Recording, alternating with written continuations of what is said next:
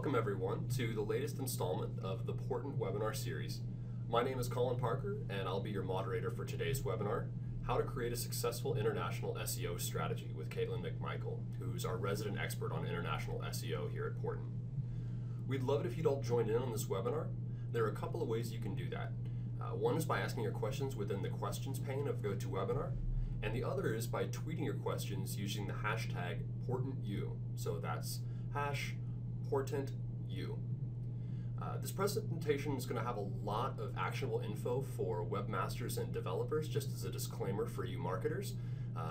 Kaitlin is going to unpack a lot of this for you, but if any of it is a little bit technical, we'd be happy to answer your business questions in the Q&A session afterwards, or you can always get in touch with us either on Twitter or giving us a shout on the website itself. And just so you all know, in case you miss out on any of today's webinar or you want to review it later, don't worry. Tomorrow you're going to receive a follow-up email which will contain a link to the recorded webinar, a SlideShare link to the presentation slides from Kaitlin, and a bit.ly link bundle which will contain all of the links to the resources that Kaitlin will be referencing in her webinar. So without further ado, please join me in welcoming Kaitlin. Hey Kaitlin. Hey Colin, thanks for that excellent introduction. Welcome everyone to this webinar about formulating the best international SEO strategy for your online business. It's my pleasure to be speaking with you today on this subject. So first, I'd like to talk a little bit about Portent as a company and explain my role here.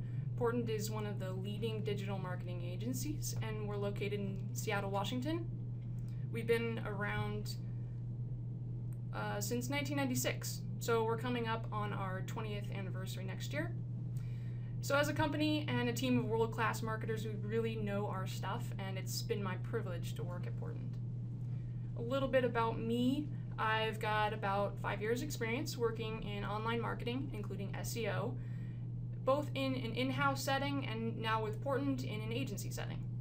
I've worked with companies of many different sizes with varying goals when it comes to international SEO, and a little fun fact about me, I'm really into salsa dancing these days.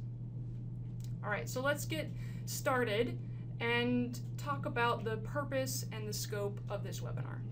This webinar is meant to be primarily an introduction to international SEO strategy, and specifically about how to start planning on the best approach for expanding your sites into global markets. So by clearly defining how we can weigh the different factors involved in creating your international SEO strategy, you'll be better able to understand what the best approach is for your business specifically. So what this webinar will not do is make you an international SEO expert. And it won't replace a personal SEO consultant. So this is, after all, only a webinar. I won't be able to go over all the different aspects of international SEO. But let's talk about what we can cover, and that is, first, the definition of what do I mean by international SEO. I really want to break it into 3 parts: strategy, technical, and content. Of course, this webinar will be focusing mostly on strategy, but I'll briefly talk about technical and content, because those really do matter, and they help with setting up and understanding strategy. So we'll briefly talk about those other aspects. So let's first talk about how to go about creating an international SEO strategy. Remember, it's hard enough trying to rank well in one country, and so ranking internationally isn't easier. So it's important to set clear expectations about expanding into new markets, that it's not going to automatically give your sites an influx of new traffic. It's going to be hard work to create unique web experiences that are geared for new international markets. So one thing to note about international SEO is it's not meant to manipulate keyword rankings so that you can be at the top of the search engine results page in every country. Instead, it's about creating unique, customized content that is tailored specifically for users in a certain language or country. And another important thing to note is that online businesses have unique business needs, which makes a one-size-fits-all approach to international SEO about as common as a unicorn sighting. So I really won't be able to dive deep into specific use cases, but hopefully in the Q&A we will have time to address any specific questions that you might have about your company. International SEO is a tricky subject. Every brand has unique situations to consider. And if you look at the Google documentation about international SEO, it's really high level. It doesn't really give you advice on the best approach for structuring your site in a way that makes sense for your brand. So there is a flowchart on our Portent blog, and there's the link to it.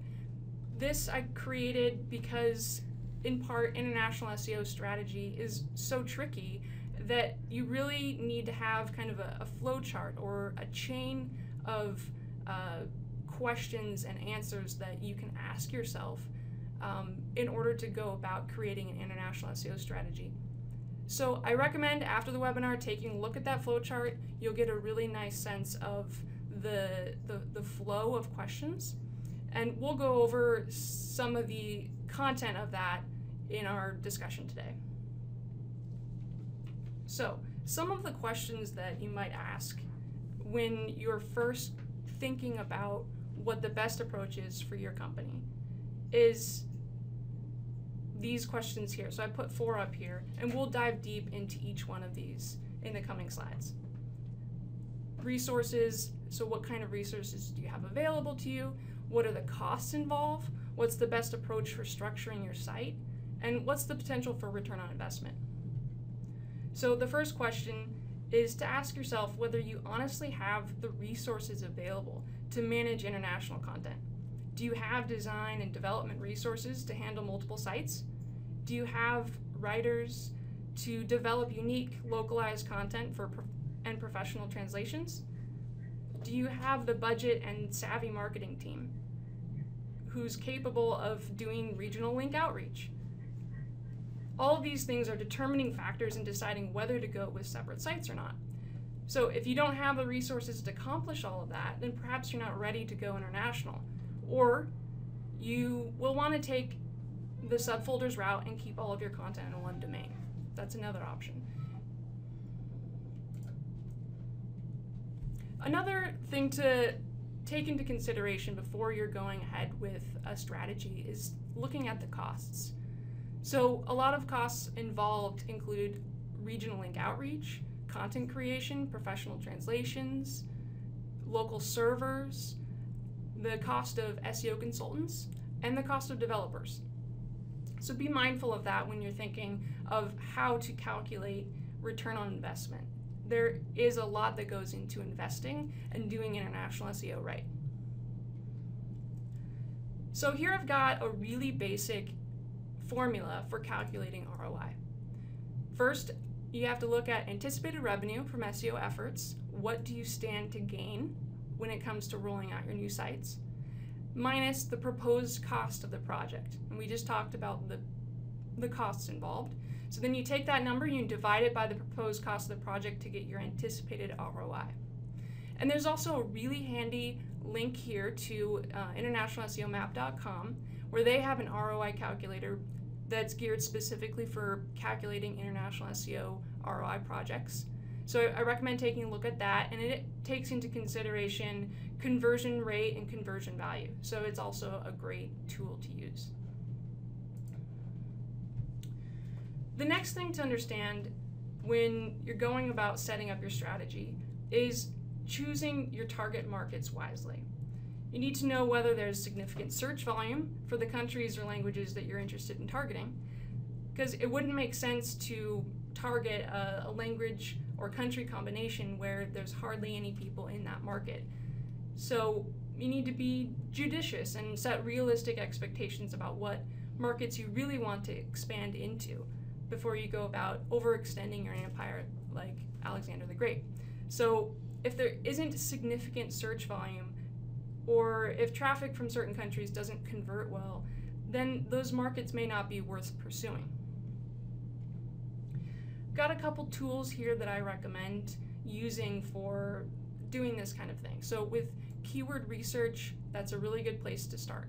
There's a lot of keyword research tools out there, like the AdWords Keyword Planner tool, SEMrush, a lot of tools that you can actually segment by language or country. And Suggest Mixer also is kind of like Uber Suggest and lets you segment by countries and languages. So I recommend checking out those. It's a good place to start and see, is there anyone in those target markets that's actually searching for your product or service?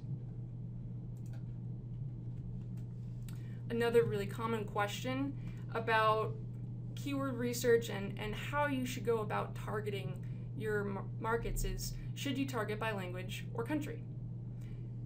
So here's this great graph from Kissmetrics. I recommend following this when you're trying to evaluate, should I go by language or country? If you've got a lot of traffic and conversions from each country, and if you've got the resources to target by country, then go ahead and do that. But if you don't have the bandwidth to target by country, language targeting is a really good option. It's much broader, and so you don't have to segment your sites as much as you would with country targeting. All right, so now we are at the point where we can talk about the main options for structuring your site or sites. There's three main options. The top-level domains, generally a really good option. Directories or subfolders is another option, and then there's subdomains. You can find on Google's documentation the pros and cons of each, and we'll talk about the pros and cons of each and go in depth. So let's break down what each of these is and why you might want to consider each one of these. So top-level domains. Here's an example of who is using these already. So lots of big brands do go with this option. Tripadvisor, Amazon, Freelancer, these all use top-level domains, or CCTLDs, which means country-coded top-level domains. An example of a country-coded top-level domain would be tripadvisor.co.uk. That's a top-level domain, country-coded for the UK. Some of the pros and cons of choosing a top-level domain structure. So pros, really clear geolocation signals. So Google tends to like top-level domains because they give very clear signals of who they're trying to target. There's really no ambiguity if you have a top-level domain that's, for instance, co.uk, that you're trying to target UK users. Also, server location is irrelevant. The top-level domain tells the search engine which country you're targeting already. And also, there tends to be an increased click-through rate from users who prefer local domains. So, for example, French users, if they see .fr in the search result pages, and your top-level domain has a French domain extension, then they're likely going to click on that URL, knowing that that site is designated or tailored specifically for French users.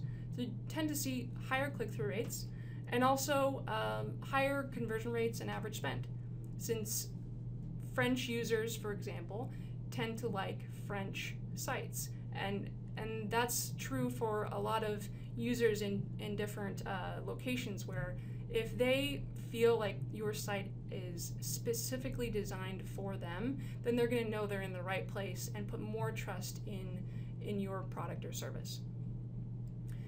Some of the cons or negative aspects of top-level domains is that it requires more IT resources to set up and maintain multiple sites. Another really big factor in terms of SEO is that it splits link authority among several domains. And there's also really strict requirements for top-level domains in some countries. For example, in Australia, in France, in Germany, you have to have a physical presence, whether that's an administrative contact who can receive mail in that location, or if it's headquarters. It depends on the domain extension. But you do need to think about that before going ahead with top-level domains as your approach. So I recommend is a really good approach for those who have large audiences in each of their target countries. They have lots of resources to invest in development, design, content, and SEO. And if they have significantly different product catalogs or services for each region, Amazon's a good example of that. And if they have offices and a physical presence in each of these target countries, then TopLevel Domains is a really good bet. The next option for structuring your site is subfolders.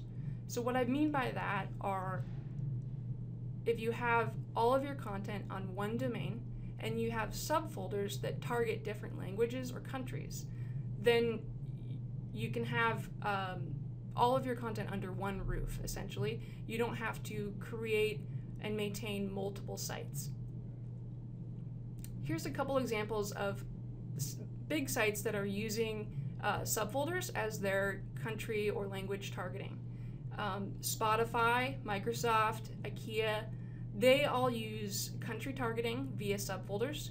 Skype is another example. They use subdirectories or subfolders to language target. You can do either one.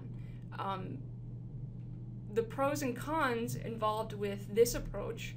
So the pros, one consolidated backlink profile. That's really important when thinking about SEO, because if you've got all of your content consolidated under one domain, then you can benefit from having a consolidated backlink profile.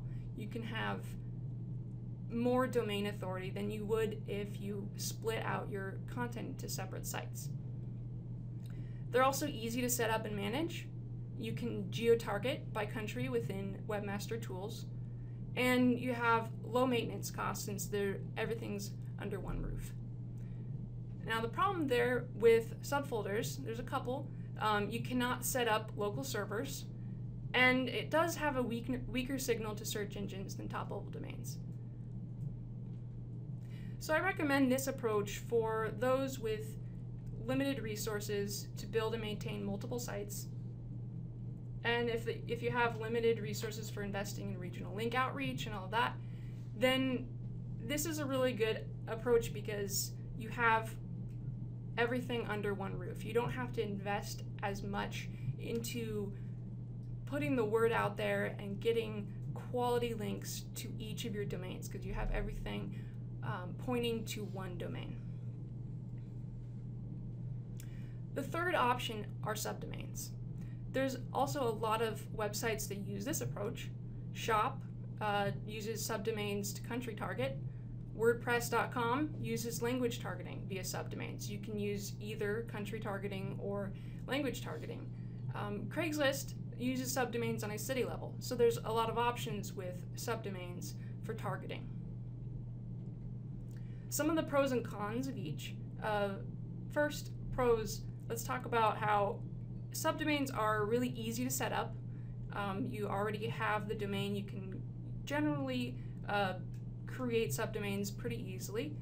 You can use Webmaster Tools for geo-targeting. Also, you can set up different servers for each of those subdomains, and there's an easy separation of sites. So those are some positives, and also in some cases, but not all, the subdomain will retain some of the domain authority from the main domain. But in most cases, that's not the case. Some of the cons of going with this approach are that users can't really recognize the targeting that you might choose. For example, if you want to target German by language, so you have a subdomain set up de.example.com, then it's not quite clear, because it's not standard, whether that's German or Germany or what that actually stands for. There's no standardization of the subdomain targeting, so it becomes kind of ambiguous about what domain, what subdomain you're targeting there. Another thing is that it requires more IT resources than, say, subfolders to set up and maintain. and in most cases it does split link authority among subdomains. There's also a higher risk of mislinking, so that means that if you have a subdomain, for example, that de.example.com, and you ask for a friend in Germany to link to your German site, but they accidentally link to your www.example.com version, then you've got a really great link that's no longer pointing to the relevant country subdomain. So you can get, a lot of times you'll end up getting your links pointing to your main domain or to the wrong subdomain. So there's a higher risk there of mislinking. For subdomains, we recommend this approach for those who want to keep their brand name in the main domain, but separate out the international sites onto subdomains. This is generally not the best approach for most companies because subdomains, again, they don't have that backlink profile that's consolidated under one domain, and they don't have the clear geolocation signals that you can get from top-level domains. So they don't have any distinct advantages over the other two options. Here's a really great graph that shows visually the amount of earnings that you can expect over time for each of these options. So the light blue line is country-coded top-level domains. That starts out being the least in terms of earnings, but then over time it will be the best performer for ROI.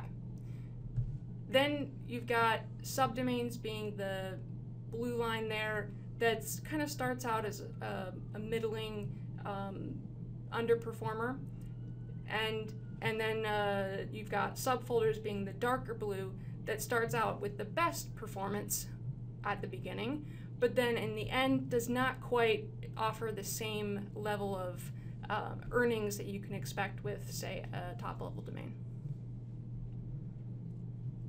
So I did mention a lot of different examples in there, Amazon, Tripadvisor, of how they target by language or by country, by subdomain or by subfolder. And I found all of this using a really awesome site called nerdydata.com. I highly recommend this if you're wondering how some of the big brands target UK users or how they use hreflang. What you do is you add in a piece of code like just hreflang and into the search box, and then it'll show you the most popular sites on the web that use that annotation. So you can easily find all the brands that are using hreflang. So I just used the word hreflang, and I probably should talk about it now, so let's get into the more technical section. So hreflang, what it is a piece of code, and you add it into either your page tags on your pages that you want to target by language or by country, or you can add it into sitemaps. And I'll talk about the different ways to implement it. So here's an example of what hreflang as a page tag looks like.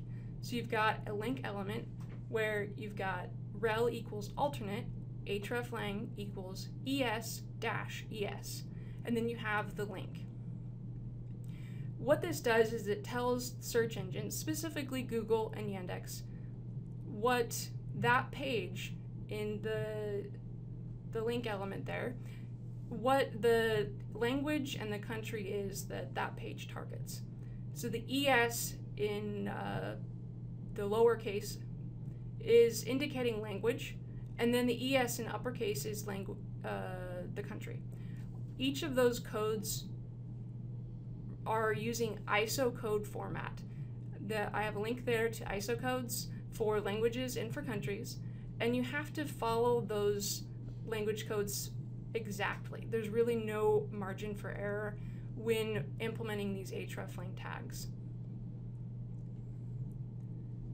Let's talk a little bit about the purpose of hreflang. So the purpose is not to affect rankings anyway. It's specifically meant to help search engines understand the relationship among your pages so that you can show the right content to the right users. hreflang is really what makes international sites work. It's designed to allow companies to target audiences by language or by country.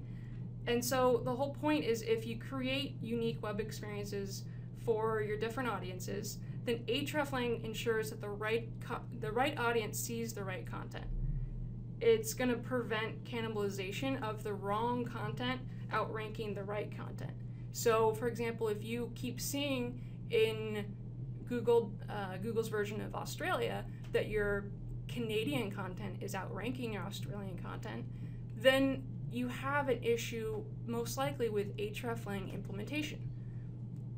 So getting hreflang 100% correct is what will make sure that the right content is shown to the right users.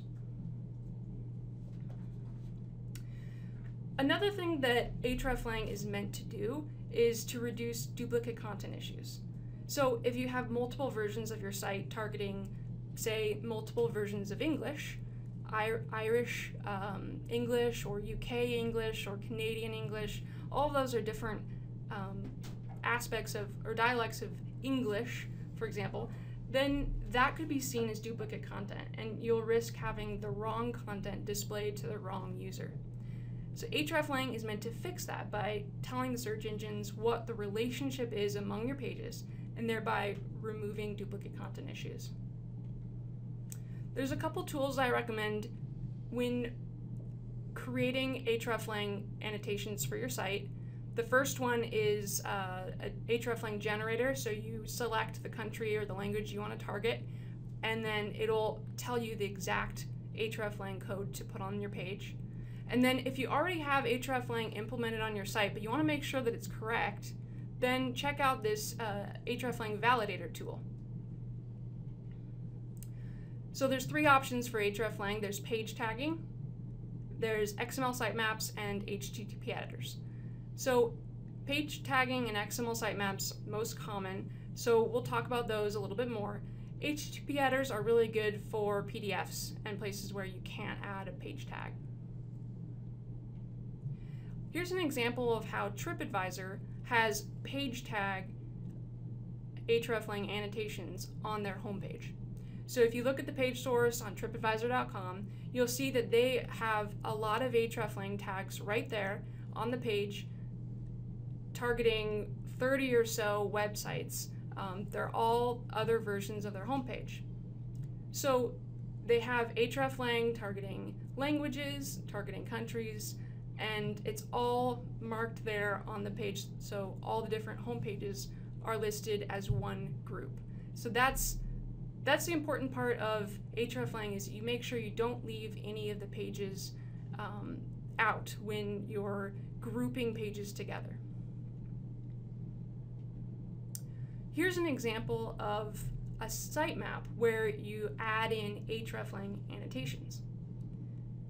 This example was pulled directly from Google's documentation about how to do this. So in this example, you have an English language page targeted at English speakers worldwide. You also have equivalent versions of this page targeted at German speakers worldwide, and then also German speakers located in Switzerland. So you need to make sure that each of the pages appears in the location element, highlighted in yellow, each one time, and then with its other two alternates plus itself in green. So you've got one page grouping with 3 pages, and it's repeated 3 times throughout the sitemap here, each time with one of the URLs highlighted in yellow. So each URL gets its time to shine in the spotlight when it's referenced in the sitemap.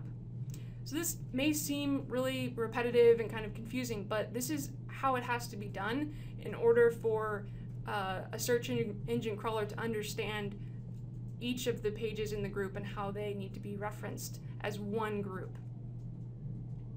If you don't do this correctly, or if you have hreflang tags on the page that are not referenced correctly, if you leave any page in a group out, then what you'll get in Webmaster Tools is a warning, and it'll say no return tag errors. And those no return tag errors mean that if you have page A, B, and C, but page A doesn't link back to page B, then it can't make that association among all of those pages. So it will get confused and return an error. So when you see these errors show up in Webmaster Tools, that's what you need to be thinking about. Checking your sitemaps or your page tags to see if any page in that group was left out. All right, I also want to talk quickly about auto redirection, some of the other technical things you need to think about when setting up your international sites. So auto redirection, you can do it, but I recommend avoiding it. It can really bother the user when it's not done correctly. And also, more importantly for search engines, is that if you are automatically redirecting them to another portion of your site, then it can prevent the crawler from viewing all parts of your site. So it can really mess up indexation. Also, I want to talk about the new locale-aware crawlers that Google announced earlier this year. It may have seemed when this was first announced that it would replace hreflang and allow webmasters to create regional content on the same URLs.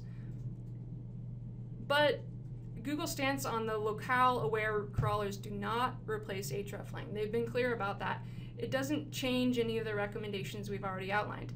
It's basically the idea is that Googlebot has the ability now to crawl a website from different parts of the world rather than just from the US, for example. So they have the ability now to accept language headers and also to crawl from different IP addresses. So it's an advancement in the crawler's ability to view websites as if they were different users around the world, but it doesn't mean that you shouldn't use hreflang.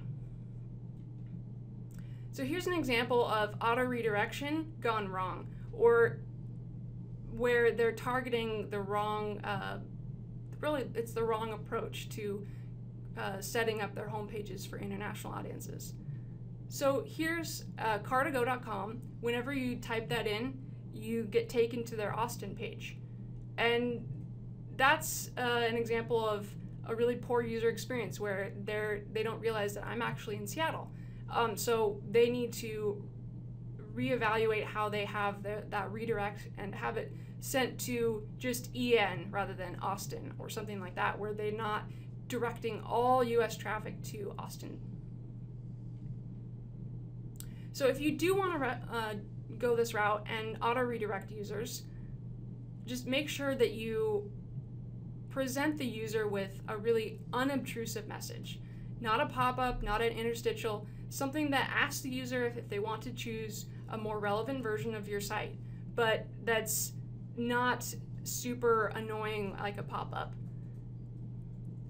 And also, you want to make sure that you do have a language selector box. This is a good idea because it can allow the user, if they do want to switch to a different version, they can do that manually. And it also helps with the interlinking of sites. So you make sure that all versions of your site are accessible to search engines and to users. The FT.com Financial Times, they've got a nice little language selector box. It doesn't have to be super obtrusive. It's just visible if you want to find it. Also, don't use a pop-up window.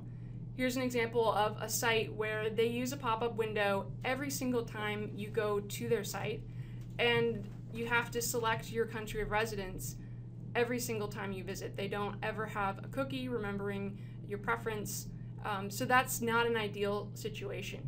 A much better situation would be to direct them to the homepage, and then via an unobtrusive little message box, they could say, it looks like you're from the US, and do you want to switch to the US? And that would be a much better experience than this pop-up window with the beautiful homepage obscured by a gray background.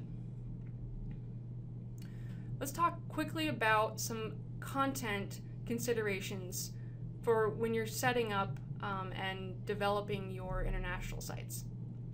So content is kind of a big deal. It's important to realize that you can't just duplicate all versions of your site as if they're going to be sufficient to target other audiences across the globe. You really want to make sure that you're aiming for as unique and high quality as possible when you're thinking about your content. That's why I always recommend getting professional translators who can translate your content into their native tongue, use regional vernacular and spellings, make sure that the currency of that location is the default option, and the local office addresses, if you have them, all of those should be visible on the page. The reason is, there's a couple reasons. First, for users, it helps them know that they're in the right place. And also for search engines, it helps them know that you're targeting that specific audience. So hreflang is good to help them understand that, but these other options here about localizing your content, those are also signals of quality that you're going to be able to pass on to search engines, that they'll understand that you're truly targeting this specific audience. So when you're going about trying to regionalize your content, make sure that you're looking for ways to do that in the URLs, the metadata, navigation labels, headings, all of those places where you would focus on with a normal SEO campaign. You want to make sure you're focusing on for your international SEO campaign as well. Here's an example of regional vernacular and how they vary from place to place. And this is why having a professional translator take a look at your keyword research and your content, and then incorporating the nuances of that language into your site. That's going to help both users understand that you're creating content specifically for them, and it's also going to help with ranking and with search engines who are trying to understand what location you're targeting. So a little bit about keyword research and translation. First, I recommend just doing keyword research as you would normally do for any site, and then hand off that keyword list to a professional translator. So once keyword lists are ready to go and you've rolled that out, then you can move on to the next phase, which is link building. And I would approach this just as any other link building campaign, where you're really trying to focus on building relationships, capitalizing on the relationships that you already have, and focusing on quality over quantity. But with the difference with international link building or regional link building is that you want to make sure that you're getting links from local sites that point to your local content. So for example, with a German site, make sure that you're reaching out to sites with German top-level domains that are written in German, asking them for links to your German content. That will really help with ranking and make sure that the right content, for example, your German content is going to have enough page authority to rank well in the search engines in Germany. So with that, I'd like to thank you for listening in on this webinar. I hope that it helped to clarify some of the different factors that need to go into the decision-making process before moving ahead with an international SEO campaign. I often see brands that have made mistakes in implementation or that did not really think through with their plan and are left with not very flattering results. But by taking all these things into consideration, you'll be in much better shape for figuring out the best approach for your business and being able to set realistic goals and expectations for your organic revenue.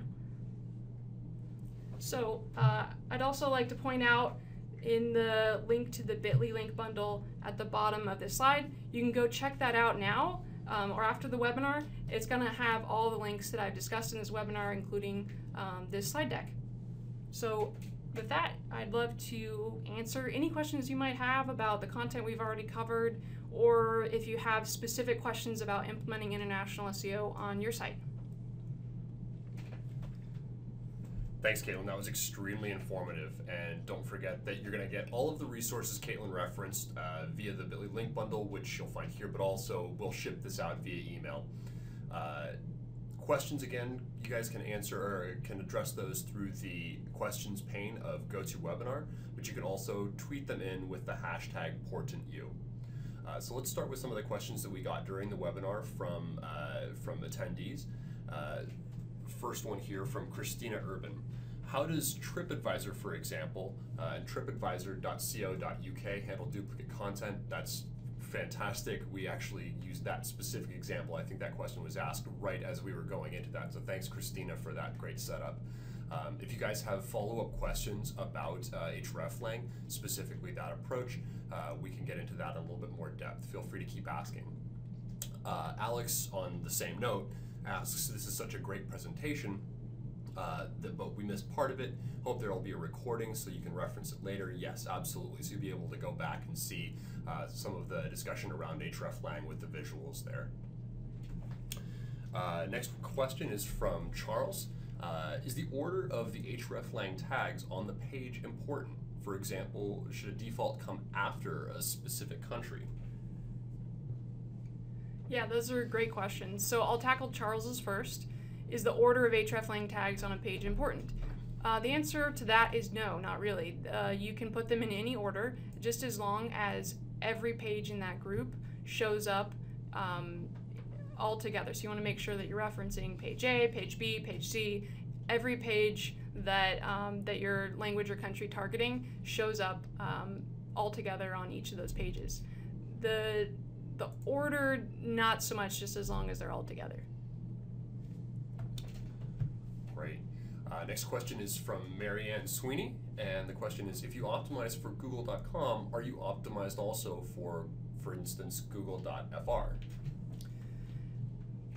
Yeah, that's another great question. So if you optimize for google.com, are you optimized for google.fr or another domain? So if you're focusing on Google US, you're going to see some optimization carry over to other countries, but you really want to focus on making sure, if you want to rank in France, that you're focusing on French users and presenting them with a really great user experience when they come to the French version of your site. Absolutely, that's fantastic. And Joshua asks and rescinds a question about international link building having an impact domestically. I just thought that was such a fantastic point that Kaitlin made about needing to make sure that you do prioritize some local link building as you're trying to get specific regional content to rank. Yes, absolutely. I think there's carryover. Kaitlin, do you want to talk about that? Yeah, definitely. So if you're seeing UK rankings outrank your US rankings or vice versa, then you either have a problem with hreflang or you have an issue with link building. So you might want to look at seeing if there's UK sites that are linking to your US sites, and then asking those webmasters and saying, thank you so much for being our link partner, but would you please link to our UK version? I think it would be a much more relevant experience if you send users to the UK version of your site. That way you're making sure that you're getting regional links to your regional pages. Excellent. Next question, one more from Marianne. Does it make a difference if you use machines to translate page content into language of origin, or should you use human translators for more effective placement? So with translation, the best situation is always to go with professional translations. You want to make sure that you're hiring someone who understands the audience and who can capture the nuances of that language. And a professional translator is really the only way to go about doing that.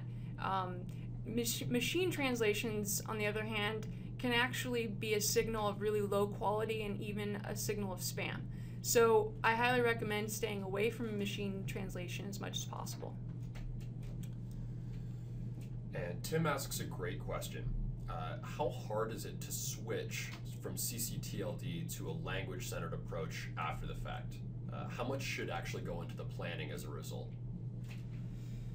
Yeah, that's a great question. So when you're thinking about switching from one format to another, whether that's from top-level domains to subfolders or any other of the options presented with International SEO, you want to make sure that you're planning as much as you would with a normal site migration, where if you're planning a normal site migration, you need to think about the redirects very carefully and make sure that you have the guidance of an SEO expert who can make sure that the transition is very smooth and that old URLs get redirected and indexed as those new URLs, so that you have to think about switching from one format to another by with the same amount of care and concern as you would with a normal site migration.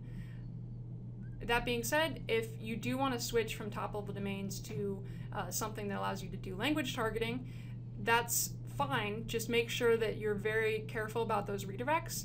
I would definitely have an SEO expert take a look at those and try to avoid making a lot of changes. So the reason for that is every time you make a site migration, you can lose some of the domain authority that you've built up with those sites. So you want to move forward with drastic changes like that with a lot of caution. And that being said, if you're thinking about the best approach, think about the future and what's going to be the best long-term for your company and your brands. Okay, Steve G asks, are there any cases where you would think that having a language-based approach instead of a country-coded top-level domain would put off your customers? I suppose so. I mean, it's you want to think about the amount of targeting that you want to do and the amount of effort that you want to put into getting as granular as possible. So if you really have the bandwidth and the resources to do country targeting, that's going to be much more specific than doing language targeting. So for example, targeting German speakers in Switzerland rather than just Germans. German users in Switzerland are going to receive a much more specific level of targeting, and they're gonna, if you do it right, they're gonna feel like when they encounter your web page that it's meant specifically for them. That's gonna be a really great experience, but of course it takes more effort. So to get back to the question about would language targeting, since it is less specific, would it put off customers? I don't think it would put off customers. It's not about, I mean, if you set up a website that's in their language and you can tell that it's written well and there's thought put into the kind of geolocation signals, like the currency is their currency, and if you can get really focus on the high quality language translation, then that's going to be sufficient. So I don't think it'll be off-putting, it'll be sufficient, but to get the best experience, then you would want to focus on country targeting. Okay. Michael asks a great question here. What does it mean to have a physical presence in the cases where you have to have one to do a ccTLD? What's the minimum or the safe level? What happens if somebody finds out that you don't have a physical presence? Yeah, so what you need at a bare minimum is to have a physical presence. That could mean, in some countries, it means you need to have an administrative contact that can receive mail. Sometimes it means you need to have a headquarters with staff there. But talking about the bare minimum is not really helpful because we really want to think about what is the purpose, why do domain registrars put up these obstacles that make it so difficult to register? It's because they really want to make sure that these top-level domains that are specifically geared for businesses in those regions, that those businesses are actually operating in those regions. So to really future-proof your SEO and to make sure that you're on the up and up and really focusing on the point of all of this. It's rather thinking about, do I actually have a physical presence in there, or will I have in the near future? And if so, then CCTLDs would be a really good option. That's great.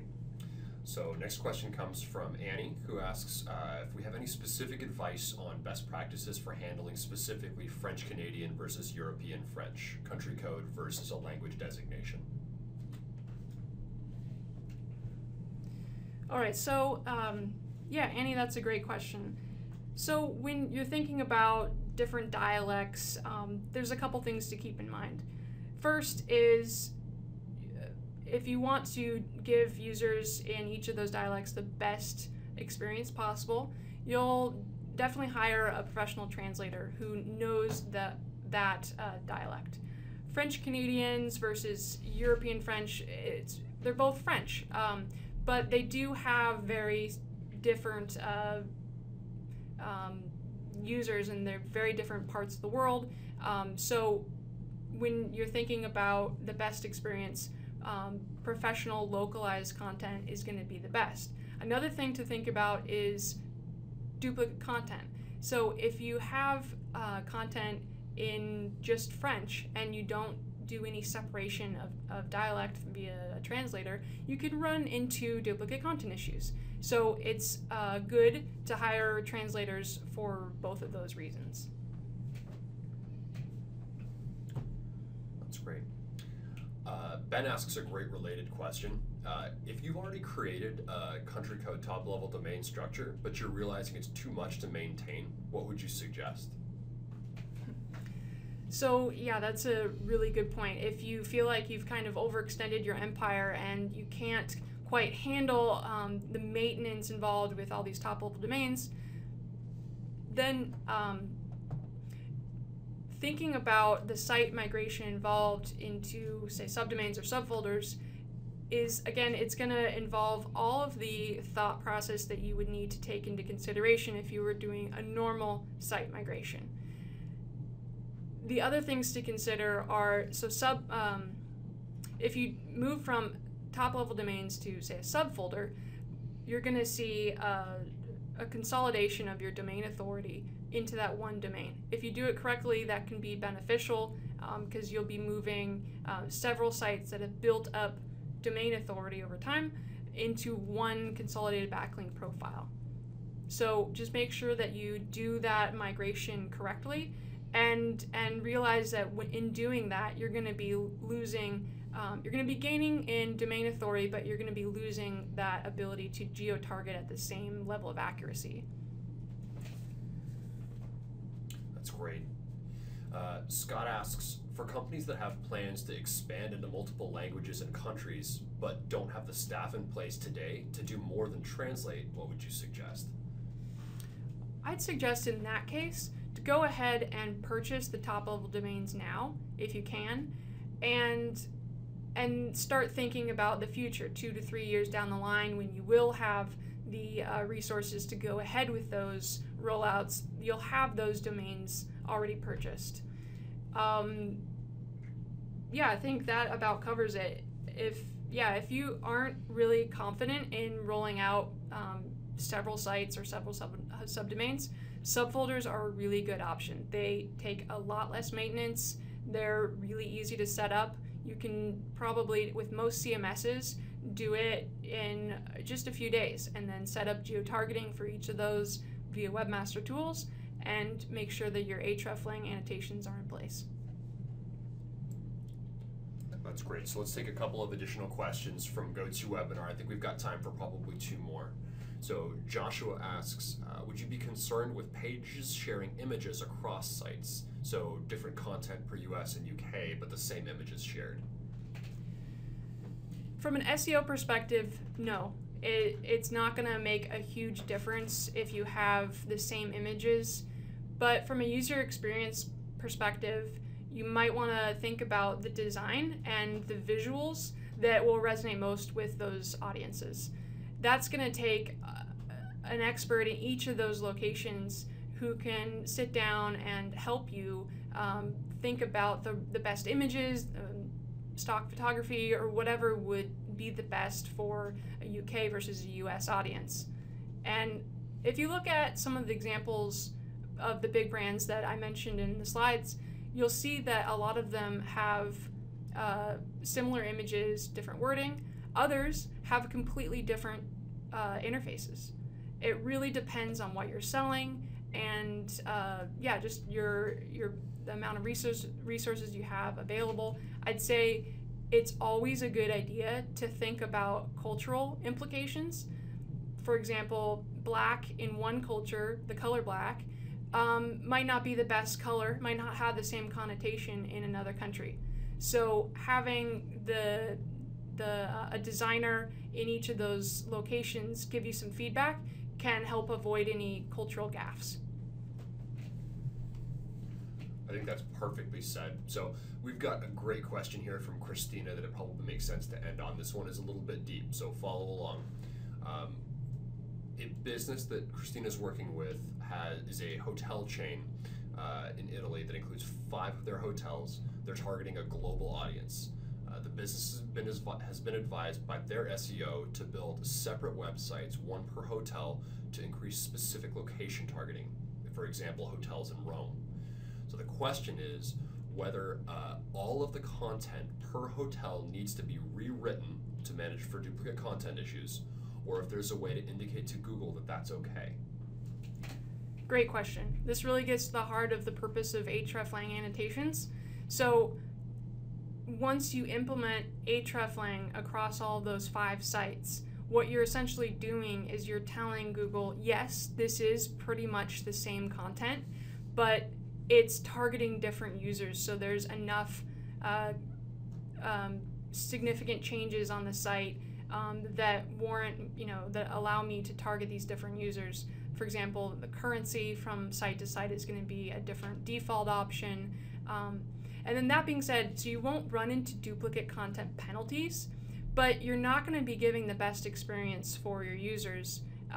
If you're targeting different audiences that are vastly different, different versions of English or different languages in total, then you want to make sure you're running that content through a writer in that location that can kind of tease out some of the nuances of the language. For example, at my previous company, we were a US company, but we were targeting the UK. And when I build out pages for the UK, I used words like tailor-made, bespoke trips rather than customized vacations. And so that's just an example of thinking about the places where you can vary the language up. That will help with reducing duplicate content as well. That's great. So let me say thank you for everybody again to Kaitlin. I think this was an extremely informative session, and I have to tell everybody that attended, I was extremely impressed with the level of questions that came in.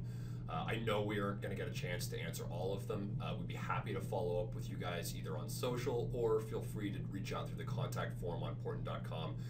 We promise that we'll try to have Kaitlin come in and answer as many of those as possible. So just quickly before we get up to the hour, I want to make sure that everybody knows that you can join us next month for our April webinar, which is going to be the 30-minute mobile SEO audit with George Freitag. And not that anyone on this call needs a reminder, but just a quick one that Google's mobile algorithm update starts rolling out in mid-April and will take about a week. At this point, a lot of folks are actually predicting that's going to be significantly larger impact than Panda or Penguin. Not that you guys need to know that. But if you do need immediate help with prepping or triage for the mobile friendliness of your site, give us a shout. And in the meantime, make sure you get on the Portent newsletter where we'll be sharing some resources and thoughts from the team on mobile readiness. If you don't want to wait to sign up for that next webinar for the mobile SEO audit, you can head straight to Portent.com. It's a little ways down the page on the left, or you can go to our webinar tab on Facebook, which is Portent.com. Which is Facebook.com/Portent.marketing. Thanks everyone, and we'll see you next time.